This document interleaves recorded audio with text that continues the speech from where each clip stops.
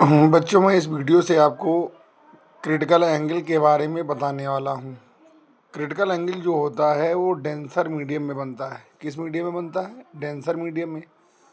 Denser medium ऐसा medium होता है जिसमें जो पार्टिकल्स होते हैं वो थोड़ा बहुत करीब करीब होते हैं, और रेयरर जो होता है उसमें पार्टिकल थोड़ा दूर दूर होते हैं।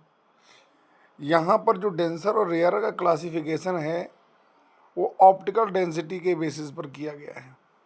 ऑप्टिकल डेंसिटी का ये मतलब होता है कि पार्टिकल्स की जो गैदरिंग है उसके आधार पर है, और उनके मास से इसका कोई लेना देना नहीं है कि पार्टिकल्स कितने भारी हैं कितने बड़े हैं, इससे कोई मतलब उनका नहीं है। तो जो पहले फिगर में आप देख रहे हैं कि लाइट रे को किसी एंगल पर डाला गया है, तो जब वो रेयरर में जा रही है तो नॉर्मल से दूर हट रही है। सभी को पता है कि जब लाइट रे डेंसर टू रेयरर जाती है तो वो नॉर्मल से दूर हटती है। धीरे धीरे क्या किया गया कि एंगल ऑफ इंसिडेंस को बढ़ाया गया, तो एंगल ऑफ रिफ्रैक्शन भी यहाँ पर बढ़ेगा। सीधी सी बात है, ये स्नेल्स लॉ से ये बात प्रूव हुई है। तो जैसे जैसे आप एंगल ऑफ इंसिडेंस को बढ़ाएंगे एंगल ऑफ रिफ्रैक्शन बढ़ेगा, यानी लाइट रे थोड़ा दूर और हटना शुरू होगी। अब आप देख रहे हैं यहाँ पर बाउंड्री दिख रही है जो रेयरर और डेंसर को अलग कर रही है, एकदम हॉरिजॉन्टल बाउंड्री। तो एक ऐसा एंगल आएगा जिस एंगल पर जो रिफ्रैक्टेड रे है वो दोनों मीडियम को अलग करने वाली बाउंड्री को टच करते हुए बाहर निकल जाएगी, जैसा आप सेकंड फिगर में देख रहे हैं। तो ऐसी कंडीशन में जो एंगल ऑफ रिफ्रैक्शन हो जाएगा वो 90 डिग्री हो जाएगा। तो जिस एंगल ऑफ इंसिडेंस पर ऐसा हुआ है उस एंगल ऑफ इंसिडेंस को हम क्रिटिकल एंगल कहते हैं, जिसको हम सी से डिनोट करते हैं। तो अगर हम इसको डिफाइन करें तो हम कह सकते हैं the angle of incidence is called critical angle formed in the denser medium, for which angle of refraction in the rarer medium is equal to the 90 degree.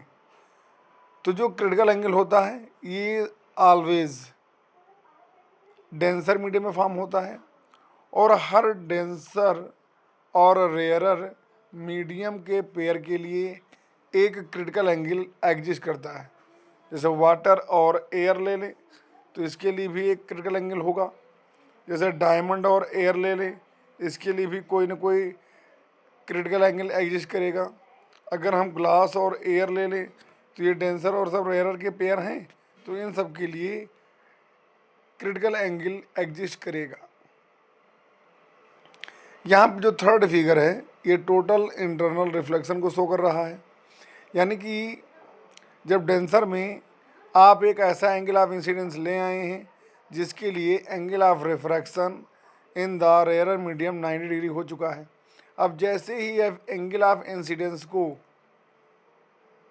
Critical angle से ज़्यादा करेंगे उस कंडीशन में जो लाइट रे होगी वो denser में ही इंटरनली रिफ्लेक्ट हो जाएगी, क्योंकि आपको पता है जैसे आप बढ़ा रहे हैं लाइट रे और दूर जाएगी, तो और दूर यानी बाउंड्री पर है ही, और जैसे ही दूर हटेगी तो वो उसी मीडियम के अंदर ही तो आ जाएगी जिस मीडियम में वो इंसिडेंट हुई है। तो आपको पता है कि जब जिस मीडियम में वो इंसिडेंट हुई है उसी मीडियम में फिर से वो लौट रही है, तो ये फिनोमिना रिफ्लेक्शन से रिलेटेड हो जाती है।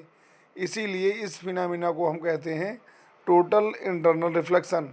इसका मतलब ये है कि एंगल ऑफ इंसिडेंस जब क्रिटिकल एंगल से ज़्यादा हो जाएगा उस कंडीशन में लाइट रे अगेन उसी सेम डेंसर मीडियम में इंटरनली रिफ्लेक्ट हो जाती है। तो इस फिनोमिना को हम टोटल इंटरनल रिफ्लेक्शन के नाम से जानते हैं। तो उम्मीद करते हैं ये बातें, ये कॉन्सेप्ट आपको समझ में आए होंगे।